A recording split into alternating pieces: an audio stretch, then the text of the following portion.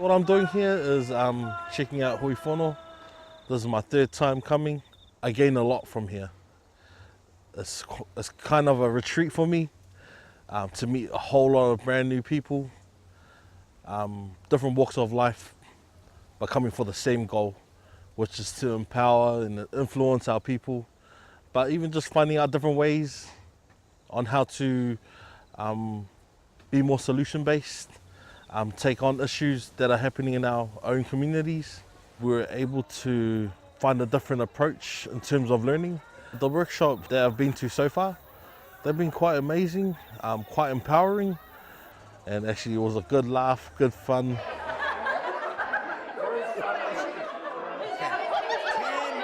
9, 8, 7. Jace Tia. I've been here 5 times now. Seen it grow from more older, mature participants now to the youth, and yeah, more Pasifika too. It's a really cool change. We've never been up this way, and day one going on to see Te Aurere.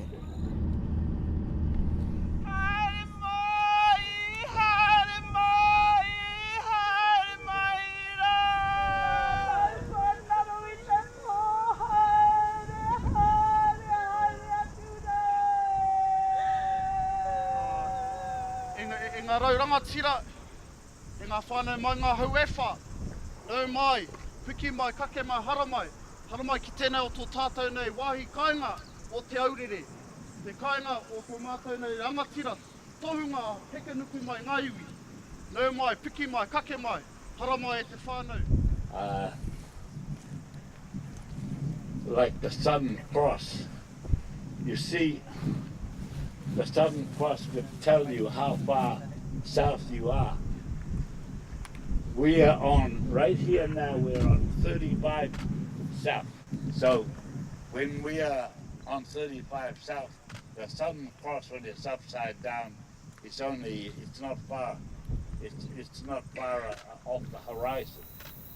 After our bus tour, we came back and there was Pōwhiri was held in the marae. And the members that came for the Hui Fono was all there and everybody took part.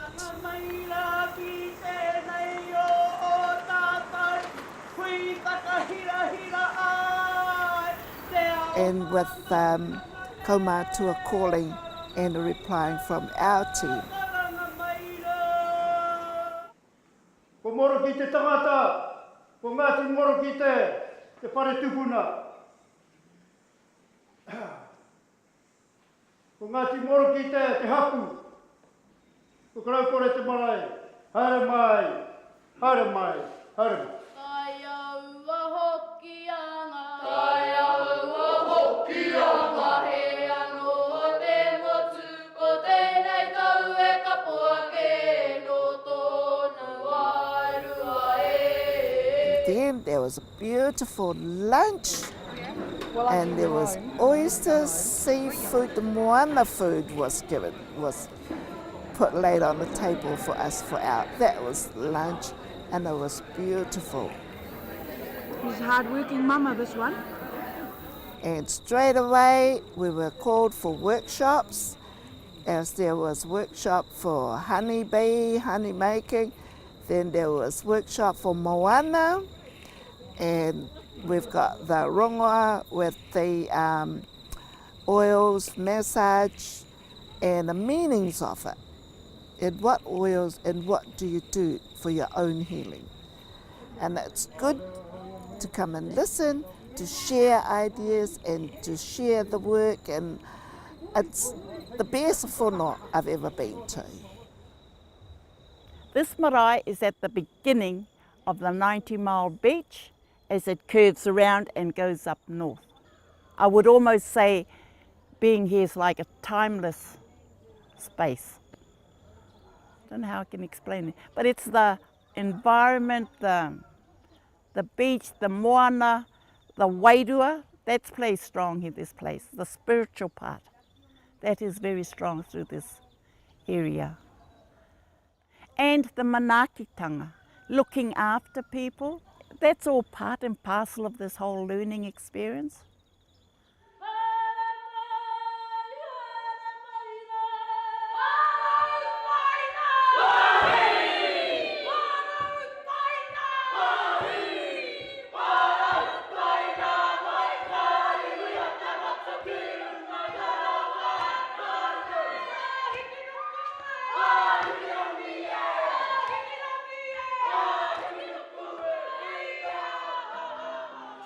By weaving people promotes well-being. By weaving the arts promotes excellence.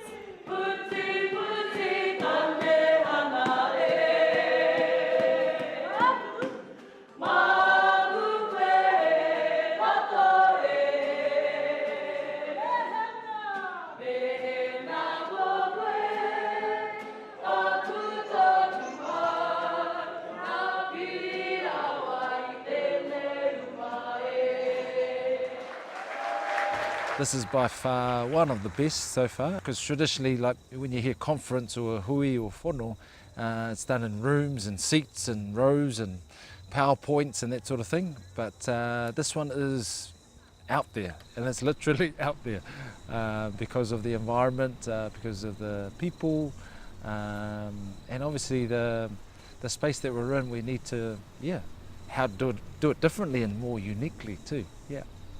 So learning outside the classroom was that's what we got out of these trips or activities.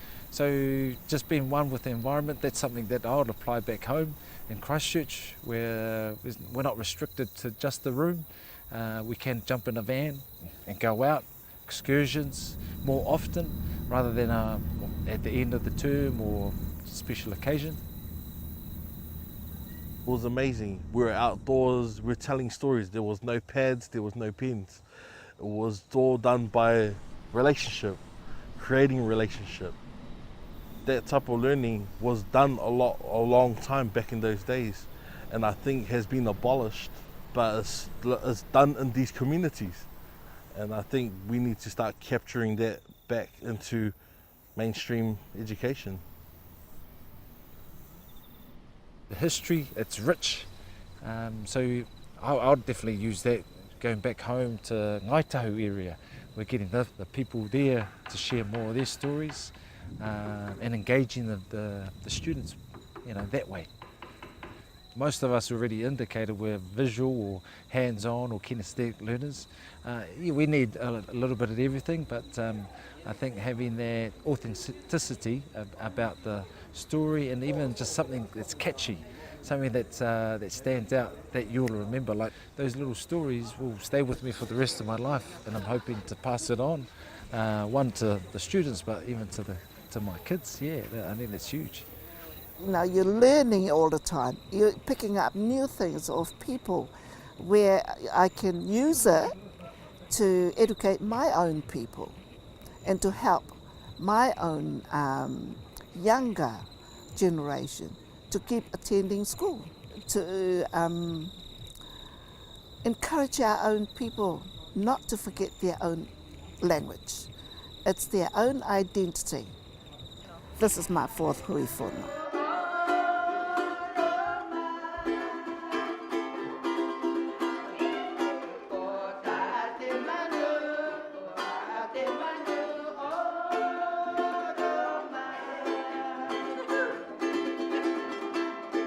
Hui Fono gave us the opportunity to start up our playgroup and for our babies from 0 to 4 years old.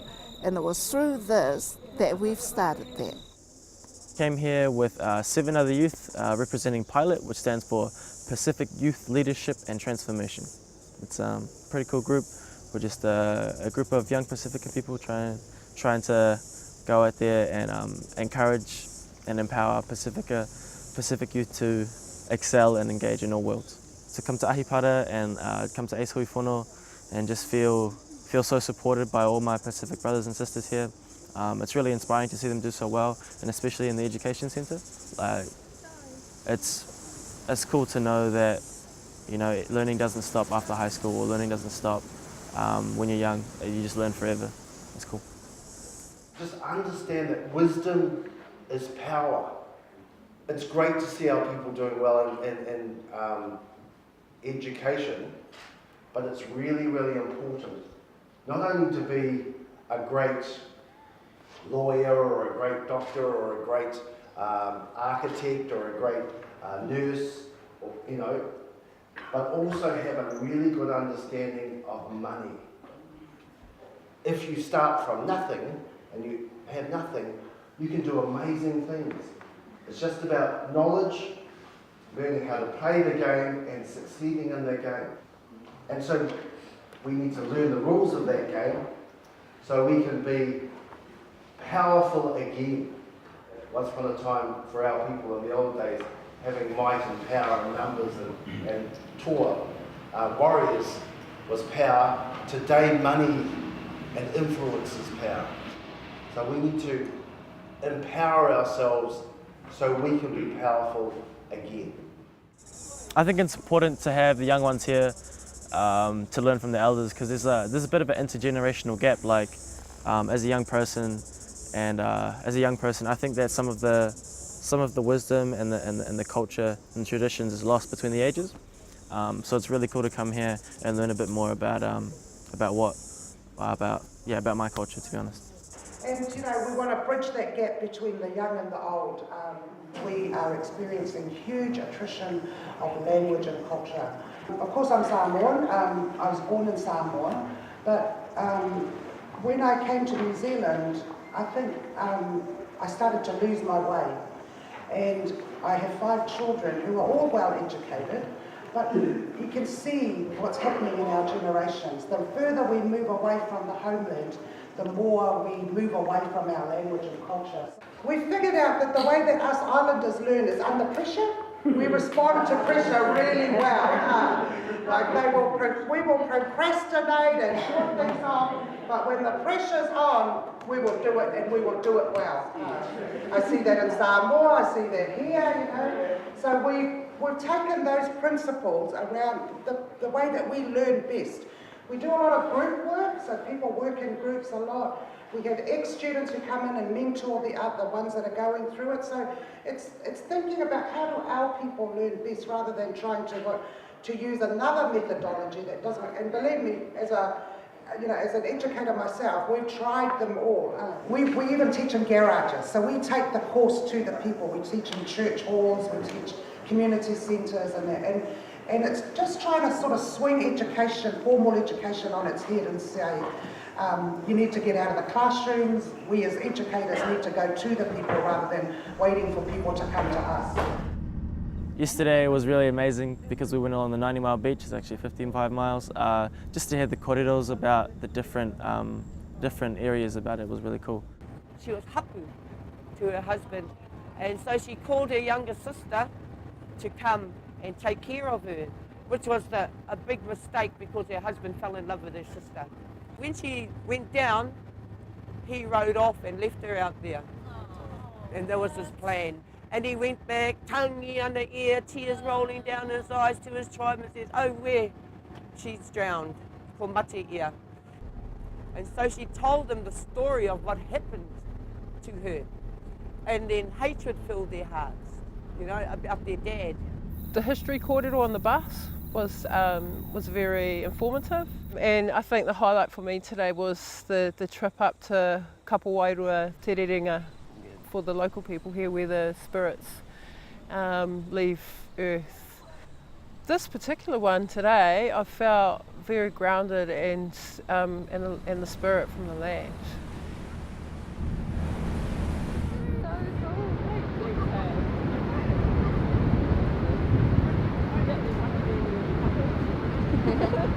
Oh, good, out there. Everybody, 3, 2, 1, ahi para. Ahi para. Awesome, thank you. Oh my goodness, went on some sand dunes. It was so fast, so amazing. It took us like forever to climb up it, and then we went sailing down so fast. It was awesome. It was really cool. Like, rather than being stuck inside in the classroom and just being talked at, we actually went outside and did an activity together, and it was really cool to have the kuya who's like a really well-respected person who's a lot older than me, just enjoy an activity just like me, right next to me. Go up there and support each other and just go, hey, let's do this. You only live once is what she actually said, which is awesome. The love and the support here, the spirit, it's a really amazing atmosphere to be a young person in, to know that Pasifika and Māori are supported. It's really cool. Learning by doing, I think that's the thing with regard to connecting to our environment, is that you're not able to do that unless you physically go out and partake and feel and see and touch and smell our environment.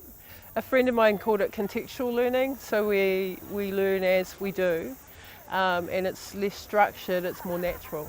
I think it helps to break down barriers, to be jovial in your learning, and so if you can make learning fun and funny, well, we'll do it.